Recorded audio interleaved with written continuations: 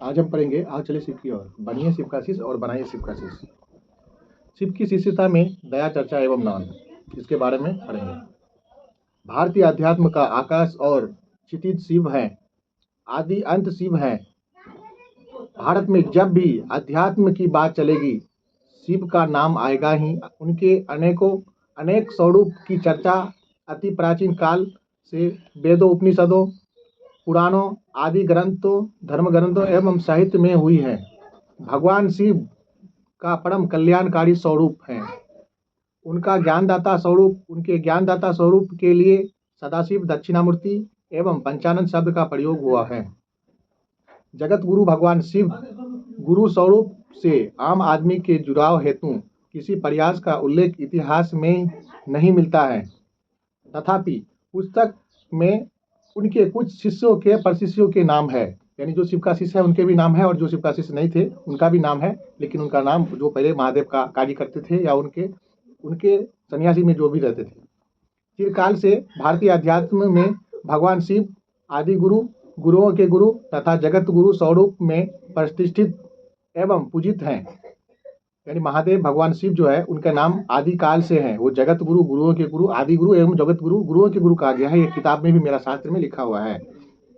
उनके ज्ञानदाता स्वरूप से शिष्य के लिए जुड़ाव हेतु अस्थायी शिष्य भाव अनिवार्य है। शिष्य भी एक मानव है और स्वभावतः उनमें जगत के प्रति आकर्षण है। फलतः गुरु भाव अथवा शिष्य भाव थोड़े समय के लिए जागृत होता है। देखिए, महादेव की दया से एक इम्पोर्टेंट बात है, एक इम्पोर्टेंट कहानी है महादेव का जो लिखा हुआ है। सबसे लास्ट में हम बताएंगे आपको, थोड़ा सी लाइन के बारे में, 2-4 लाइन के बारे में हम बताएंगे, आप जरूर सुनिएगा।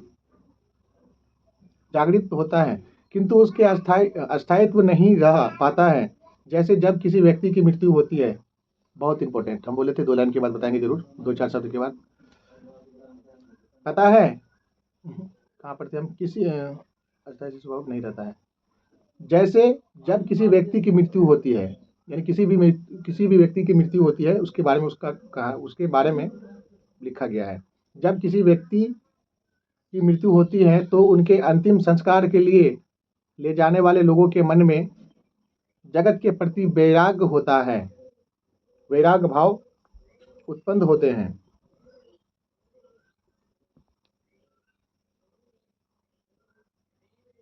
यानी जब किसी व्यक्ति की अगर मृत्यु हो जाती है तो उसके अंदर में एक वैराग्य भाव उत्पन्न होता है कि जब कोई व्यक्ति मर गया, शमशान में जाने के बाद उसको डर हो जाता है कि अंतिम समय में हमको अंतिम घड़ी में हमको यहीं पे आना पड़ता है। लेकिन इसके बारे में बहुत बहुत अच्छा लाइन लिखा गया है। हम चाहते हैं कि आप भी सुने।